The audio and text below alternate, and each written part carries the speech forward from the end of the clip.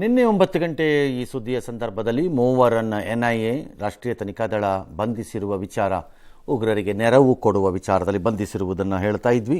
ಈಗ ಅದರ ಆಳ ಅಗಲಗಳು ಎಲ್ಲ ಹೊರಕ್ಕೆ ಬರ್ತಾ ಇದ್ದಂಗಿದೆ. ನಿನ್ನೆ ಆಗಿರುವ ಈ ಬಂಧನಕ್ಕೆ ಉಗ್ರರಿಗೆ ಯಾವ ರೀತಿ ಈ ಮೂವರು ತಮ್ಮ ನೆರವನ್ನು ಬೆಂಬಲವನ್ನು ಕೊಟ್ಟಿದ್ದಾರೆ ಅನ್ನೋದನ್ನು NIA ಮೂಲಗಳು ಎಕ್ಸ್ಪ್ಲೈನ್ ಮಾಡ್ತಾ ಇವೆ. ಭಾಳ ದೊಡ್ಡ ದುರಂತ ಅಂತಂದರೆ ಈ ಮೂರರಲ್ಲಿ ಒಂದು ಮನೋವೈದ್ಯನಂತೆ, ಅವನು ಮನುಷ್ಯನಾಗಕ್ಕೆ ಲಾಯಕ್ಕಿಲ್ಲ. ಯಾರ್ಯಾರೋ ಸಾಯ್ತಾರೆ, ಇವನು ಯಾಕೆ ಸತ್ತಿಲ್ವೋ ನನಗೆ ಗೊತ್ತಿಲ್ಲ. ಇವನೇ ಫಸ್ಟ್ ಸಾಯ್ಬೇಕಾಗಿತ್ತು, ಸೂಸೈಡ್ ಮಾಡ್ಕೊಂಡು. ಅವನು ಮನೋವೈದ್ಯ ಅಂತೆ, ಏನಿಯೋ ಆರೋಪಿ ತಾನೆ, ನಾವೀಗಲೇ ಹೇಳಕ್ಕೆ ಬರಲ್ವೇ? ಓಕೆ. ಇನ್ನು ಎರಡನೆಯವನು ಸರ್ಕಾರದ ಸಂಬಳ ತಿಂದು ಬಟ್ಟೆ ಹಾಕ್ಕೊಂಡು ಜನರ ಮುಂದೆ ಓಡಾಡಿಕೊಂಡಿದ್ದಂತಹ ASI ಕೈ ಹಾಕ್ತಾನೆ ಅಂತಂದರೆ ಧರ್ಮ ಎನ್ನುವಂತಹ ವಿಷ ಅವನ ತಲೆಯಲ್ಲಿ ಎಷ್ಟಿರಬೇಕು. ಆರೋಪಿ. ಈ ಎರಡೂ ಆರೋಪಿಗಳ ವಿಚಾರ ಭಾಳ ಬೇಸರ ತರುತ್ತೆ. ಏನಿಯೋ 2008ರ ಬೆಂಗಳೂರು ಸರಣಿ ಬಾಂಬ್ ಬ್ಲಾಸ್ಟ್ನ ವಿಷಯ ತನಿಖೆಯನ್ನು NIA ಮುಂದುವರಿಸ್ಕೊಂಡು ಹೋಗ್ತಾನೆ ಇದೆ. ಆ್ಯಂಡ್ ಅದನ್ನು ಮುಂದುವರಿಸ್ತಾರೆ, ಅವ್ರು ಬಿಡಲ್ಲ. ಬೆಂಗಳೂರು ಕೋಲಾರದಲ್ಲಿ ದಾಳಿ ಮಾಡಿದ್ದಾರೆ. ದಾಳಿ ಮಾಡಿ ಅವರಿಗೆ ಸಿಕ್ಕ ಕೆಲವು ಮೂಲಗಳ ಪ್ರಕಾರದಲ್ಲಿ ಇವ್ರನ್ನೆಲ್ಲ ಒಬ್ಬೊಬ್ಬರನ್ನಾಗೆ ತಾಕೊಂಡು ಬಂದಿದ್ದಾರೆ. ಪರಪ್ನಗ್ರಹದಲ್ಲಿ ಆ ವೈದ್ಯನಾಗಿದ್ದಂತೆ, ಮೋಸ್ಟ್ಲಿ ಕನ್ಸಲ್ಟೆಂಟ್ ಇದ್ದಂಗಿದೆ, ಅವ್ನು ಸ್ಟಾಫರ್ ಇದ್ದಂಗಿಲ್ಲ ನನಗೆ ಆ doctor. And he doesn't deserves to be given a plural ಅನ್ನಿಸ್ತಿದೆ ಯಾಕೋ ನನಗೆ.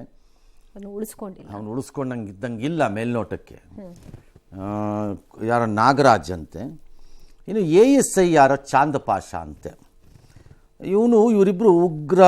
ಅವನ ಜುನೈದ್ ಅಂತ ಒಬ್ಬ ಇದ್ದಾನೆ, ಟೆರರಿಸ್ಟು, ಇದರಲ್ಲಿ ಇನ್ವಾಲ್ವ್ ಆದವನು, ಎಸ್ಕೇಪ್ ಆಗಿದ್ದಾನೆ.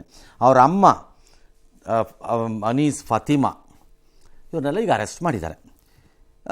ಇದರ ರೂವಾರಿಯಾಗಿದ್ದವನು ನಾಸೀರ್ ಅನ್ನೋನು, ಅವನು ಜೈಲಲ್ಲಿದ್ದಾನೆ. ಇವನ ಜೊತೆ ಈ ವೈದ್ಯ ನಾಗರಾಜ್ ಅನ್ನೋನು ಫ್ರೆಂಡ್ಶಿಪ್ಪನ್ನು ಬೆಳೆಸ್ಕೊಂಡಿದ್ದಾನೆ. ಆ ಚಾಂದ್ ಪಾಷಾ ಅನ್ನೋನು ಇನ್ನೊಂದು ರೂಪದಲ್ಲಿ ಫ್ರೆಂಡ್ಶಿಪ್ಪನ್ನು ಅವನ ಜೊತೆ ಬೆಳೆಸಿದ್ದಾನೆ. ಯಾವಾಗ ಅವ್ರನ್ನೆಲ್ಲ ಕೋರ್ಟಿಗೆ ಕರ್ಕೊಂಡು ಹೋಗುವಾಗ ಎಸ್ಕಾರ್ಟ್ ಕೊಡೋಕ್ಕೆ ಅಂತ ಹಾಕ್ತಾರಲ್ಲ, ಆಗ ಪರಿಚಯ ಮಾಡಿಕೊಂಡು ಅವನು ವ್ಯವಹಾರವನ್ನು ಶುರು ಮಾಡ್ಕೊಂಡಿದ್ದ. ಮಾಹಿತಿ ಕೊಡೋದು, ಹೆಲ್ಪ್ ಮಾಡೋದು, ದುಡ್ಡು ತೆಕ್ಕೊಂಡು ಕೊಡೋದು ಮಾಡೋದು ಎಲ್ಲ ಮಾಡ್ತಿದ್ದ. ಅವನು ಜುನೈದ್ ಯಾರ ಎಸ್ಕೇಪ್ ಆಗಿದ್ದಾನಲ್ಲ, ಅವನ್ನೆಲ್ಲ ಫಾರಿನ್ಗೆ ಹೋಗಿದ್ದಾನೆ ಅಂತಿದ್ದಾರೆ, ಅವನಿಗೆ ಇನ್ಫಾರ್ಮೇಷನ್ ಪಾಸ್ ಆನ್ ಮಾಡಿಸೋದು, ಇವೆಲ್ಲ ಮಾಡಿ ಮಜಾ ತಗೋತಾ ಇದ್ದರು ಎಲ್ಲರೂ. ಈಗ ಸಿಗಾಕೊಂಡಿದ್ದಾರೆ. All right. ಈ ಮೂವರಲ್ಲಿ ಯಾರ ಪಾತ್ರ ಏನು ಎತ್ತ ಅನ್ನೋದನ್ನು ನಮ್ಮ ಸಹೋದ್ಯೋಗಿಗಳು ತನಿಖಾ ತಂಡದ ಮೂಲಗಳಿಂದ ಪಡ್ಕೊಂಡಿರೋದು ಹೀಗಿದ್ದರೆ, Chand Pasha basically civil police ಅಲ್ಲ, ನಗರ ಸಶಸ್ತ್ರ ಮೀಸಲು ಪಡೆ CAR ಅಲ್ಲಿ ಇರೋವಂಥದ್ದು, ಸಿಟಿ ಆರ್ಮ್ಡ್ ರಿಸರ್ವ್ಡಲ್ಲಿ ಇರೋ ASI. ಸಾಮಾನ್ಯವಾಗಿ ಕೈದಿಗಳನ್ನು, ಆರೋಪಿಗಳನ್ನು, ವಿಚಾರಣಾಧೀನ ಕೈದಿಗಳನ್ನು ಜೈಲಿಂದ ನ್ಯಾಯಾಲಯಗಳಿಗೆ ಕರ್ಕೊಂಡು ಹೋಗುವಾಗ ಅವರನ್ನು ಎಸ್ಕಾರ್ಟ್ಗೆ ವ್ಯಾನ್ನಲ್ಲಿ ಈ CAR ಪೊಲೀಸ್ ಹಾಕ್ತಾರೆ, ಸಾಮಾನ್ಯವಾಗಿ ಹಾಕ್ತಾರೆ. ಹಾಗಾಗಿ ಇವನ್ನ ಹಾಕಿರಬೇಕು. ಇವನು ಜೈಲಿಂದ ಕೈದಿನ ಒಂದು ಜೈಲಿಂದ ಇನ್ನೊಂದು ಜೈಲಿಗೆ, ಕೋರ್ಟಿಗೆ, ಜೈಲಿಂದ ಕೋರ್ಟಿಗೆ, ಕೋರ್ಟಿಂದ ಜೈಲಿಗೆ ಎಲ್ಲ ಕರ್ಕೊಂಡು ಹೋಗೋ ಕೆಲಸ ಇವ್ರದ್ದು. ಆ ವೇಳೆ ಇವನು ಈ ಚಾಂದ್ ಪಾಷಾ ಅವನ ಟೆರರಿಸ್ಟು ನಾಸೀರನ್ನು ಪರಿಚಯ ಮಾಡ್ಕೊಂಡಿದ್ದಾನೆ. ಪರಿಚಯ ಆಗುತ್ತೆ, ಒಂದೇ ಗಾಡೀಲಿ ಓಡಾಡೋವಾಗ ಇನ್ನೇನಾಗುತ್ತೆ.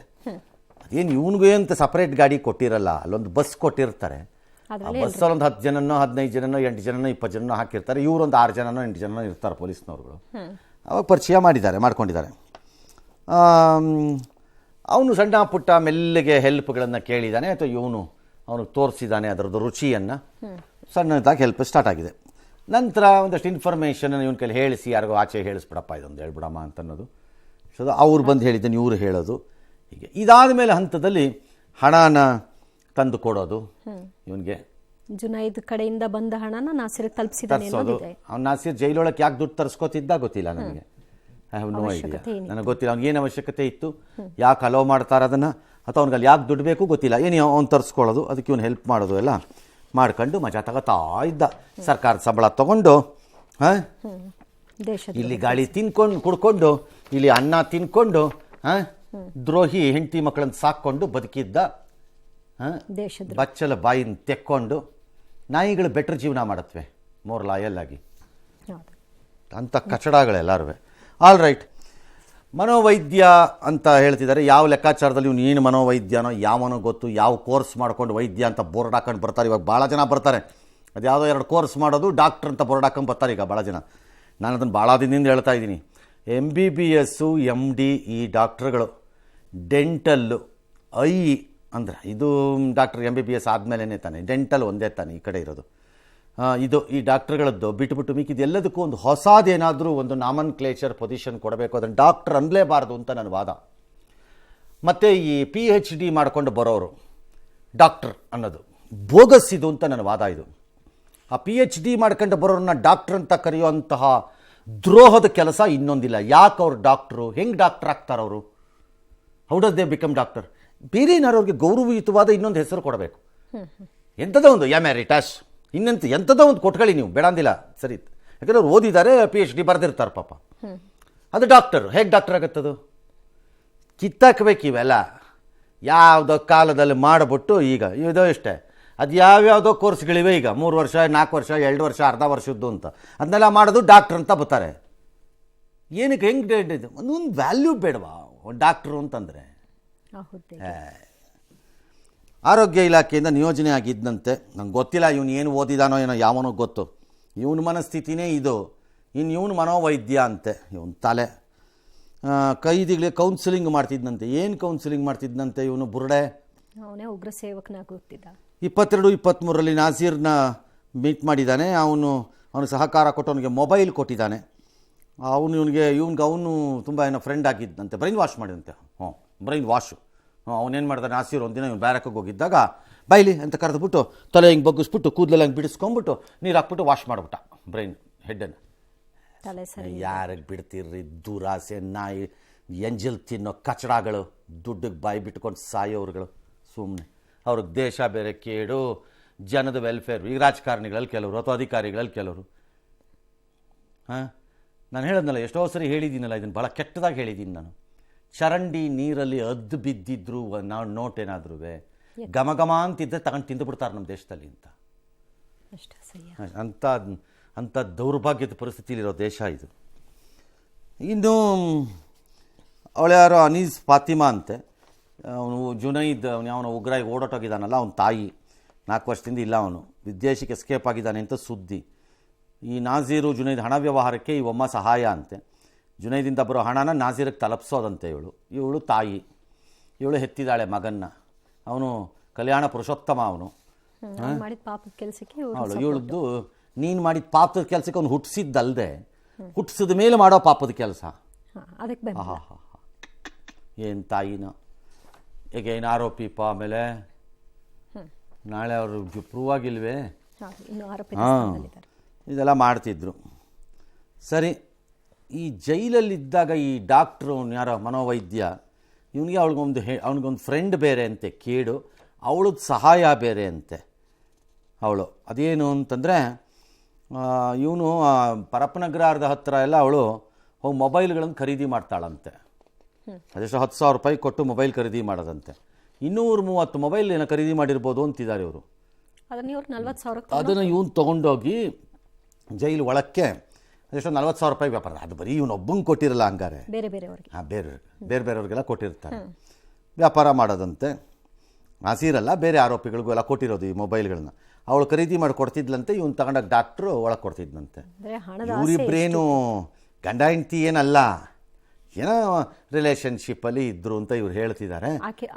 ಆಕೆ ಅವ್ರ ಫ್ಯಾಮಿಲಿ ಎಲ್ಲ, ಅವನ ಡಾಕ್ಟರ್ ಫ್ಯಾಮಿಲಿ ಎಲ್ಲ ಚಿಂತಾಮಣಿಲಿ ಇದೆಯಂತೆ. ಎಂಥದ whatever it is, that is their personal problem. ಅದು ನನಗೆ ಸಂಬಂಧವಿಲ್ಲ.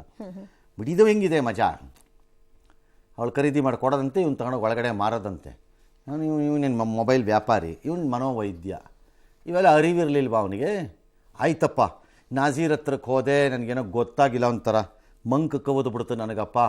ಏನೋ ಒಂದೆರಡು ಹೆಲ್ಪ್ ಮಾಡಿಬಿಟ್ಟೆ ನಾನು ತಪ್ಪು ಮಾಡಿ. ಡಾಕ್ಟ್ರಾಗಿ ಅವನನ್ನು ಹೊಲಿಸ್ಕೊಳ್ಳೋಣ ಅಂತ ಅಂದ್ಕೊಂಡೆ ನಾನು. ಅವನನ್ನು ರಿಪೇರಿ ಮಾಡಿಬಿಡೋಣ, ಒಳ್ಳೆಯವನು ಮಾಡಿಬಿಡೋಣ ಆ ಮೂಲಕ ಅಂದ್ಕೊಂಡ್ಬಿಟ್ಟೆ ನಾನು ಅಂತೆಲ್ಲ ಅಂದಿದ್ದಿದ್ರೆ ಓಕೆಪ್ಪ. ಬೇಕಾರೆ ಮೊಬೈಲಿನ ಅಕ್ರಮವಾಗಿ ಒಳಗೆ ತೊಗೊಂಡೋಗ್ಬಾರ್ದು. 10,000 ರೂಪಾಯಿ ಮೊಬೈಲ್ ತಂದು 40,000 ರೂಪಾಯಿ ಮಾರಬಾರ್ದು, ಅದೆಲ್ಲ ಗೊತ್ತಿಲ್ವಂತ ಡಾಕ್ಟ್ರಿಗೆ.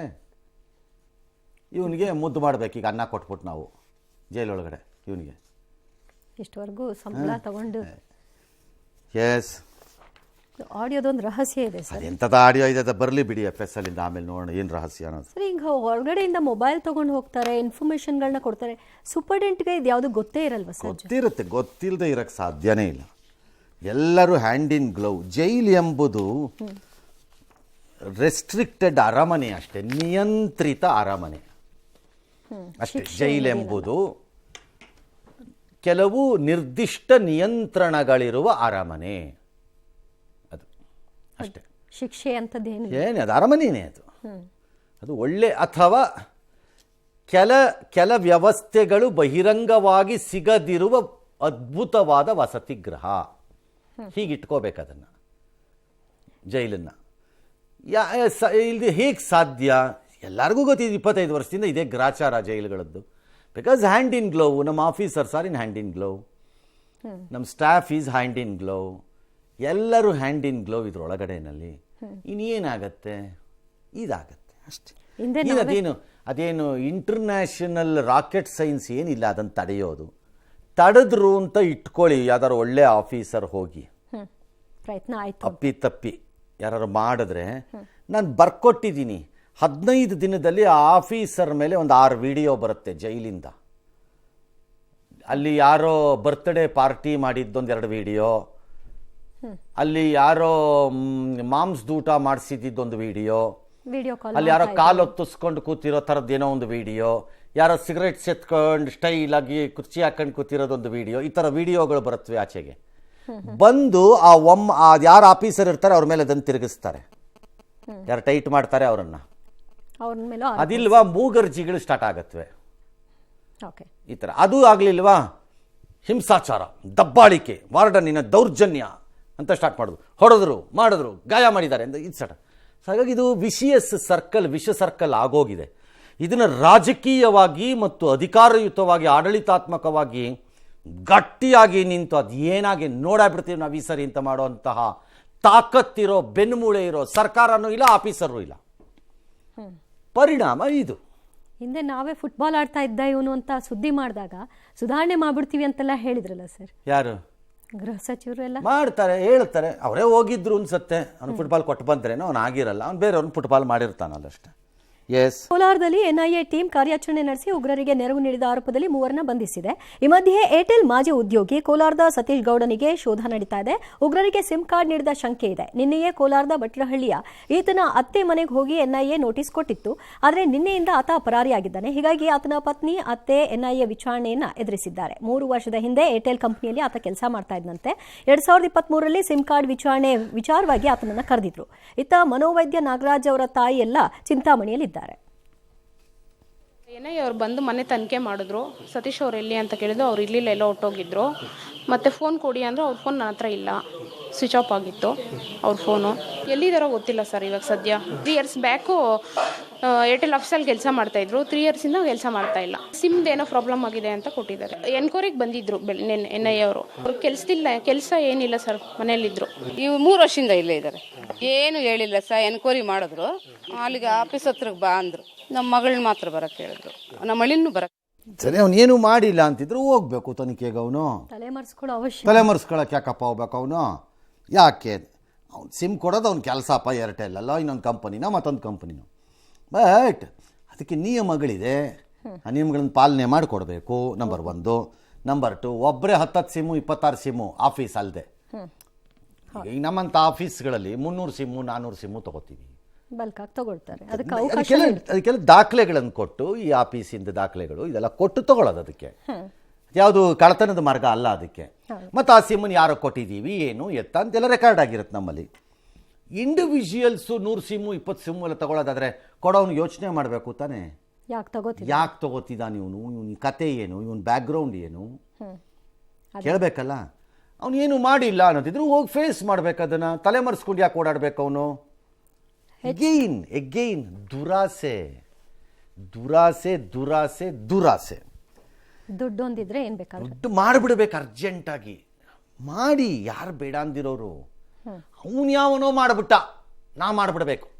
ಕಾಂಪಿಟೇಷನ್ ಅಷ್ಟೇ. ನಮ್ಮ ಪ್ರೊಫೆಷನಲ್ಲೂ ನಮ್ಮ ಪ್ರೊಫೆಷನ್ ಏನು ಭಾಳ ಹೊರಗಡೆಗೆ ಹೋಗಿದೆ ಅನ್ಕೋಬೇಡಿ. ಇಂಥ ವಿಚಾರದಲ್ಲಿ ದುಡ್ಡು ದುಡ್ಡು ದುಡ್ಡು ದುಡ್ಡು ಮಾಡಿಬಿಡ್ಬೇಕು ಫಸ್ಟ್. ಆಯ್ತಪ್ಪ, ದುಡ್ಡು ಮಾಡೋಕ್ಕೆ ಎಲ್ಲರೂ ಬಂದಿರ್ತಾರೆ. ಆ ಮೂಲಕ ತಮ್ಮ ಜೀವನ ಚೆನ್ನಾಗಿ ಇಟ್ಕೋಬೇಕು ಅಂತಲೇ ಆಸೆಯಲ್ಲಿ ಇರ್ತಾರೆ. ಅದ್ರಲ್ಲಿ ತಪ್ಪು ಅಂತ ಯಾರೂ ಹೇಳ್ತಿಲ್ಲ. ಮಾರ್ಗಗಳೇನು? ಓಕೆ, ಕೆಲವರು ಆ ಮಾರ್ಗಗಳಲ್ಲಿ ಮಾಡಿ ಸಕ್ಸಸ್ಸೂ ಆಗಿರ್ಬೋದು. ಎಲ್ಲ ಕಳ್ಳರು ಸಿಕ್ಕದೆ ಎಸ್ಕೇಪ್ ಆಗೋಕ್ಕಾಗಲ್ವೇ? ಒಂದಲ್ಲ ಒಂದಿನ ಸಿಗ್ಲೇ ಈಗ 100 ಕಳ್ಳತನದಲ್ಲಿ 30 ಕಳ್ಳತನ ಡಿಟೆಕ್ಟ್ ಆಗಬೇಕಲ್ಲ. ಹೌದು. ಯಾರು ಹೇಳ್ತಾರ್ರಿ? ರಾಜ್ಯದ ಬಹು ನಿರೀಕ್ಷಿತ ಮೇಕೆದಾಟು ಯೋಜನೆಗೆ ಕೇಂದ್ರ ಸರ್ಕಾರ ಆಸಕ್ತಿ ತೋರಿಸ್ತಿಲ್ಲ ಅಂತ ಕಾಣಿಸ್ತಿದೆ. ಯಾಕೆ ಅಂದರೆ, ಈ ಸಮಗ್ರ ಯೋಜನಾ ವರದಿ ಏನು ಕರ್ನಾಟಕ ಸರ್ಕಾರ ಕೊಟ್ಟಿದೆ, ಅದರ ಬಗ್ಗೆ ಕೇಂದ್ರ ಜಲ ಆಯೋಗ ಯಾವ ತೀರ್ಮಾನವನ್ನು ತಗೊಳ್ಳದೆ ಅದನ್ನು ಜಲಶಕ್ತಿ ಆಯೋಗ ಸಚಿವಾಲಯಕ್ಕೆ ಕಳಿಸ್ಕೊಟ್ಬಿಟ್ಟು ಕೈ ತೊಳ್ಕೊಂಡು ಕೂತಿದ್ದಾರೆ. ಸೊ ಅದು ಒಂಥರ ಕೋಲ್ಡ್ ಸ್ಟೋರೇಜಲ್ಲಿ ಇದ್ದಂಗಿದೆ. ಇದೀಗ DPR ಫೈಲಿಗೆ ಧೂಳು ಹಿಡಿಕತ್ತಾ ಇದೆ ಅಂತ ಲೆಕ್ಕಾಚಾರ. ಈ ಧೂಳು ಹಿಡಿತಿದೆ ಅನ್ನೋದು ನಿಮಗೆ ನೆನ್ನೆ ಗೊತ್ತಾಗಬಾರಕ್ಕಲ್ವಲ್ಲ, ಯಾವತ್ತೋ ಗೊತ್ತಿರಬೇಕಲ್ಲ. ಅದು ಹೋದಾಗಲೇ ಫೈಲನ್ನು ಹಂಗೆ ತಾನೇ ಫಾಲೋ ಅಪ್ ಮಾಡಬೇಕು. ಈಗ BDNL ಸೈಟಿಂದ ಯಾವುದೋ ಒಂದು ಡಿಸ್ಟರ್ಬೆನ್ಸ್ಗೋ ಅಥವಾ ಶಿವಕುಮಾರ್ ಅವರೇ ಮಿನಿಸ್ಟ್ರಲ್ಲ, ಅದಕ್ಕೆ ಹೇಳಿದ್ದು ನಾನು. ಕಾರ್ಪೊರೇಷನಲ್ಲಿ ಖಾತಾದಕ್ಕೆ ಅರ್ಜಿ ಹಾಕಿದ್ರೆ ಏನಕ್ಕೆ ಹಾಕಿದ್ರೆ ಫೈಲನ್ನು ಜನ ಫಾಲೋ ಅಪ್ ಮಾಡಲ್ವಾ? ಸರ್ ಆ ಕ್ಲರ್ಕ್ ಹತ್ರಕ್ಕೆ ಬಂದಿದೆಯಂತೆ ಸರ್, ನಾಳೆ ಸೂಪರ್ಡೆಂಟ್ ಹತ್ರಕ್ಕೆ ಹೋಗತ್ತಂತೆ ಸರ್, ನಾಳೆ ಸೂಪರ್ಡೆಂಟ್ ಹತ್ರಕ್ಕೆ ಹೋಗೇ ಇಲ್ಲ ಸರ್ ಇವತ್ತು ಅಂತ ಫಾಲೋ ಮಾಡಲ್ವಾ? ನೀವು ಸರ್ಕಾರದವರು ಫಾಲೋ ಮಾಡಬೇಕಲ್ಲ. ಏನು ತಿನ್ನಕ್ಕಿದ್ದೀರಿ? ಡೆಲ್ಲಿನಲ್ಲಿ ಒಬ್ಬ IAS ಆಫೀಸರು, ಒಬ್ಬ ಫೂಲಿಶ್ ಮಂತ್ರಿ ಲೆವೆಲ್, ಕ್ಯಾಬಿನೆಟ್ ಲೆವೆಲಲ್ಲಿ ಒಬ್ಬ ಮಂತ್ರಿ ಲೆವೆಲಲ್ಲಿ ಒಬ್ಬ ರೆಪ್ರೆಸೆಂಟೇಟಿವ್ ಅಂತೆಲ್ಲ ಕತ್ತೆ ಕಾಯಕ್ಕಿದ್ದೀರಾ? ಏನು ತಿನ್ನಕ್ಕಿದ್ದೀರಿ ಅಲ್ಲಿ? ಫಾಲೋ ಅಪ್ ಮಾಡೋಕ್ಕಾಗದೇ ಇದ್ದರೆ ಈಗ ಗೊತ್ತಾಯ್ತಾ ನಿಮ್ಗೆ ಅದು ಧೂಳು ಹಿಡಿತಾ ಇದೆ ಅಂತ? ಸುಮ್ಮನೆ ಯಾರ ಕಣ್ಣಿಗೆ ಮಣ್ಣು ಹಾಕ್ತೀರಿ? ಡ್ರಾಮಾ ಮಾಸ್ಟರ್ಗಳು ಇಬ್ಬರೂ, ಪಕ್ಕ ಡ್ರಾಮಾ ಮಾಸ್ಟರ್ಗಳು ಇಬ್ಬರು ಸರಿಯಾಗಿದ್ದೀರಿ. ಜನ ನಮ್ಮ ದೇಶದಲ್ಲಿ ಅಲ್ಲಲ್ಲಲ್ಲಲ್ಲಲ್ಲ ಎಷ್ಟು ಚೆನ್ನಾಗಿ ಹಾಕಿಸ್ಕತ್ತಿರ್ರಿ ಅಂತಂದರೆ, ಅಂದರೆ ಹಿಂಗಾಗಲಿ ಅಂತಲೇ ಬಯಸ್ತೀರಿ. ಯಾವ ಮಾಡೋಕ್ಕಾಗಲ್ಲ ಅಂತ ಗೊತ್ತಿದೆ, ಸುಮ್ಮನೆ ತಳ್ಕೊಂಡು ಅವನನ್ನು ಬೈಕೊಂಡು ಇವ್ನು ಓಡಾಡೋದು, ಇವನನ್ನು ಬೈಕೊಂಡು ಅವ್ನು ಓಡಾಡೋದು. ಮಣ್ಣು ತಿನ್ನೋಕ್ಕೆ ಎಲ್ಲರೂ ಬೈಲಿ ಬುರುಡೆ ಬಿಟ್ಕೊಂಡು. ಈಗ ಕಳಿಸ್ಬಿಟ್ಟಿದ್ದಾರಂತೆ, ಚರ್ಚೆ ಇಲ್ಲವಂತೆ. ಈಗ ಅವ್ರು ಬಂದುಬಿಟ್ಟು ನೀವೆಲ್ಲ ಹೆಲ್ಪ್ ಮಾಡ್ಬೇಕು ನಮಗೆ ಅಂದ್ಬಿಟ್ರಂತೆ. ಅವ್ರು ನಾಳೆ ಬೆಳಗ್ಗೆ ಹೆಲ್ಪ್ ಮಾಡಿಬಿಟ್ಟು ಫೈಲೆಲ್ಲ ತಂದು ಧೂಳು ಹಿಡಿದ್ಬಿಟ್ಟು ಕ್ಲೀನ್ ಮಾಡಿಬಿಟ್ಟು ತೊಗೊಂಡು ಸೈನ್ ಹಾಕ್ಸ್ಕೊಂಡು ತಂದುಬಿಡ್ತೀವಿ ಅಂತ ಅವ್ರು ಹೇಳ್ಬಿಡ್ತಾರಾ? ಯಾತಕ್ಕಪ್ಪ ಬೇಕಿದು? ನನ್ನ ಹಕ್ಕು, ನನ್ನ ನೀರು ಅನ್ಕೊಂಡು ಹಿಂಗೆ ಅನ್ಕೊಂಡು ಹೋದ್ರಿ. ರಸ್ತೆ ತಿರ್ಕೊಂಡು ಕೆಲಸವಿಲ್ಲದೆ ಡೆಲ್ಲಿಗೆ ಹೋದ್ರಿ. ಅದೇನೋ ದೊಡ್ಡ ಪ್ರೊಟೆಸ್ಟ್ ಮಾಡಿಬಿಟ್ಟು ಏನು ಕುತುಬ್ ಮಿನಾರ್ ಪಕ್ಕದಲ್ಲಿ ನಿಮ್ಮದೇ ವಿಜಯ ಸ್ತಂಭ ಕಟ್ಬಿಡ್ತೀವಿ ಅಂತ the honourable DK Shivakumar and including the chief minister ಹೋಗ್ಬಿಟ್ರಿ ಅಲ್ಲಿ ಶಾಮಿಯಾನ ಹಾಕಿಸ್ಕೊಂಡು. ಜ್ಞಾನ ಇರಲಿಲ್ವಾಗ ಇದೆಲ್ಲ ಆಗಲ್ಲ ಅಂತ? ಈಗ ಯಾಕೆ ಸುಮ್ಮನಿದ್ದೀರಿ? ಆ ಘನತೆವೆತ್ತ ಭಾರತವನ್ನು ಚಿನ್ನದಲ್ಲಿ ಕವಚದಲ್ಲಿ ಕವರ್ ಮಾಡ್ತಾರೆ ನೋಡ್ರಿ ಇನ್ನು 5 ವರ್ಷದೊಳಗಡೆ ಮೋದಿ. ಏನು ಹುಡುಗಾಟ ಆಡ್ತೀರೇನ್ರಿ ನೀವು? ಅವ್ರನ್ನ ಗೊತ್ತವ್ರು ಅವರು ಎಂಥ ಬುರುಡೆ ಇರಬೇಕು ನೋಡಿ. ಅವರು ಬುರುಡೆನೇ ನನ್ನ ವಿಚಾರದಲ್ಲಿ, ನಮ್ಮ ರಾಜ್ಯದ ವಿಚಾರಕ್ಕೆ. ಗೋವಾಗೆ ಎಲೆಕ್ಟ್ರಿಕ್ ಲೈನ್ ಬೇಕು ಅಂದಿದ್ದಕ್ಕೆ ಅರಣ್ಯ ಹೋಗುತ್ತೆ ಅಂತ ನಾವು ಅಬ್ಜೆಕ್ಟ್ ಮಾಡಿದ್ವಿ ಅಂದಿದ್ದಕ್ಕೆ ನಮಗೆ ಕಾಗದ ಬರೀತಾರಂತೆ. ರಾಷ್ಟ್ರೀಯ ಯೋಜನೆಗಳಿಗೆ ಅಡ್ಡ ಬರೋದು ಎಷ್ಟು ಸರಿ ನಿಮ್ಮದು ಅಂತ. ಇದು ಯಾವ ಊರು ಯೋಜನೆ ರೀ ಪ್ರೈಮ್ ಮಿನಿಸ್ಟರ್ ಸಾಹೇಬ್ರೆ? ಇದೇ ನಮ್ಮ ಅಪ್ಪನ ಮನೆದು, ನನ್ನ ಮನೆಗೆ ನಲ್ಲಿಗೆ ಬಿಟ್ಕೊಳಕ್ಕ ನೀರಿಗಿದು ಯೋಜನೆ. 24, 23, 20 ಜನನ ಕೊಟ್ಟಿದ್ದ BJPಗೆ ನಿಮ್ಮ ಕೈಗೆ ತೊಗೊಂಡೋಗಿ ಕೊಟ್ಟಿದ್ದಕ್ಕೆ ಒದಿಸ್ಕೊತಿರೋ ರೀತಿ ಇದು. ನಾವು ಇದ್ಯಾವ ಯೋಜನೆ? ತಗೊಳ್ರಿ ನೀವೇ ಇಂಟ್ರೆಸ್ಟು ಕಾಗದ ಬರ್ದಂಗೆ. ಈಗ ಗೋವಾಗೆ ನೀವೇ ತಗೊಳ್ಳಿ ಇಂಟ್ರೆಸ್ಟನ್ನ. ಅದು ಧೂಳು ಬಿದ್ದಿರೋದು ನೀವೇ ಒರೆಸಿ, ಆ ಕ್ರೆಡಿಟು ಅವರೇ ತಗೊಳ್ಳಿ. ಅದಿಲ್ಲ, ಅದಕ್ಕೆ ಕಾಂಗ್ರೆಸ್ನವರು ನಮಗೇನು ಗೊತ್ತಿಲ್ಲ. ಮೋದಿ ಸುಮ್ಮನೆ ಬೈಕೊಂಡು ಆಡ್ಬಿಡೋದು. ಮೋದಿ ಮಾಡಿಲ್ಲ, BJP ಅವ್ರು ಮಾಡಿಲ್ಲ, ಮಾಡಿಸಿ ಯಾರಿಗ್ರೆ ಬಿಡ್ತೀರಿ? ಶಿವಕುಮಾರ್ ಅವರು ಈ ಥರ ಸುದ್ದಿ ಬುರುಡೆನ ಸುಮ್ಮನೆ ನನ್ನ ಹತ್ರ. ಬೇರೆದಕ್ಕೆ ಕೋರ್ಟ್ಗೆ ಹೋಗ್ತೀರಿ? ಇದು ಕೋರ್ಟ್ಗೆ ಹೋಗಿದೆಯಲ್ಲ ಮ್ಯಾಟ್ರೀಗ ತಮಿಳ್ನಾಡು ಕಡೆಯಿಂದ. ಹೋಗಿ ಅಪಿಯರ್ ಆಗಿ ಸುಪ್ರೀಂ ಕೋರ್ಟಲ್ಲಿ ಫೈಲ್ ಮಾಡಿ ಒಂದು ಅಪ್ಲಿಕೇಶನನ್ನು ಚೀಫ್ ಜಸ್ಟಿಸ್ ಮುಂದೆ. ಸರ್, ಈ ಯೋಜನೆ 60 ವರ್ಷದಿಂದ ಮಾತಾಡ್ತಾ ಇದ್ದೀವಿ. Is this the way A country should behave? Prime minister ನೋಡಿದ್ರೆ ಮಾಡ್ರಿ ಸೆಂಟ್ರಲ್ ಗೌರ್ಮೆಂಟ್ ಪಾರ್ಟಿ. ಅದಕ್ಕೆ ಇಲ್ಲಿ ಕಾಗದ ಬರೆದ್ರಲ್ಲ, ವೀರಾದಿ ವೀರ ಶೂರಾದಿ ವೀರ ಜಗದೇಕ ವೀರ ಮಲ್ಲ ನರೇಂದ್ರ ಮೋದಿ ಗೋವಾದಕ್ಕೆ ಲೆಟರ್ಗೆ, ಅಥವಾ ಅವ್ರ ಮಿನಿಸ್ಟ್ರಿನೋ ಅಥವಾ ಅವ್ರದ್ದು ಕೆಳಗಡೆ ಮಿನಿಸ್ಟ್ರಿನೋ ಯಾರೋ ಒಬ್ಬರು ಅದನ್ನು ಕೋಟ್ ಮಾಡಿಬಿಟ್ಟು ಹಾಕಿ ಅಲ್ಲಿ ಕಾಗದ ಬರೀತಾರೆ. ರಾಷ್ಟ್ರೀಯ ಯೋಜನೆ ಇದು ಹೀಗೆ, ಇದು ಕುಡಿಯೋ ನೀರಿಗೆ. ನೀರು ಸಮುದ್ರಕ್ಕೆ ಹೋಗಿ ಸೇರ್ತಾ ಇದ್ರೆ ಅದು ರಾಷ್ಟ್ರೀಯ ಇದಲ್ವಾ? ಲಾಸ್ ಅಲ್ವಾ? ವೇಸ್ಟ್ ಅಲ್ವಾ? ಅದು ಏನಾದ್ರು ಒಂದು ಇತ್ಯರ್ಥ ಮಾಡೋಕೆ ಒಂದು ಡೈರೆಕ್ಷನ್ ಕೊಡಿ ಅವ್ರಿಗೆ. 1 ತಿಂಗಳಲ್ಲಿ ಮಾಡಲಿ, 2 ತಿಂಗಳಲ್ಲಿ ಮಾಡಲಿ, 3 ತಿಂಗಳಲ್ಲಿ ಮಾಡಲಿ, ಒಂದು ಡೈರೆಕ್ಷನ್ ಕೊಡಿ ಅವ್ರಿಗೆ. ಏನು ಹೇಳಿದೆ ಇದು ಮಾಡಿದ್ರೆ ಹೋಗಿ ಅಂತ ತಾಕತ್ತಿರೋ ಹಕ್ಕು ನೀರು ಅಂತ ಓಡಾಡ್ತಿದ್ದವರು ಪುಕ್ಕಟೆ ರಸ್ತೆ ಗಲ್ಲಿ ಪಲ್ಲಿನಲ್ಲಿ ಹೋಗ್ರಿ ಕೋರ್ಟ್ಗೆ. ಸುಮ್ಮನೆ ಬಂದುಬಿಟ್ಟು ರಾಜಕಾರಣ ಮಾಡ್ಕೊಂಡು ಜನರ ಕಣ್ಣಿಗೆ ಮಣ್ಣು ಹಾಕ್ಕೊಂಡು ನಿಮಗೆ ಬೇಕಾಗಿದ್ದ ವ್ಯವಹಾರಗಳನ್ನು ಮಾಡ್ಕೊಂಡು ಓಡಾಡ್ಕೊಂಡಿರೋ ಜನ ದೊಡ್ಡ ಮೇಕೆ ದಾಟಂತೆ. ದಾಟು ಮೇಕೆನೂ ಇಲ್ಲ, ದಾಟು ಇಲ್ಲ, ಮೇಕೆ ಇದೆ. ನಿಮ್ಮ ಅಡುಗೆ ಮನೆಯಲ್ಲಿ ಇದೆ ಮೇಕೆ, ಅಷ್ಟಿಗೆ ಸೀಮಿತ. ಇನ್ನೆಲ್ಲೂ ಇಲ್ಲ ಮೇಕೆ. ಮೇಕೆ ಇದೆ, ಅದು ನಿಮ್ಮ ಅಡುಗೆ ಮನೆಯಲ್ಲಿ ವಾರಕ್ಕೆ 2 ಸರಿನೋ 3 ಸರಿನೋ ಬಂದು ಹೋಗ್ತಾ ಇರುತ್ತೆ ಅಷ್ಟೇ. ಹಾಗಾದ್ರೆ ಕೆಲಸ ನೋಡಾಗ್ರಿ ಸುಮ್ಮನೆ ಬೋಗಸ್ ಫಲಸ್ ತಂದು ಎಲ್ಲರೂ. ಎಸ್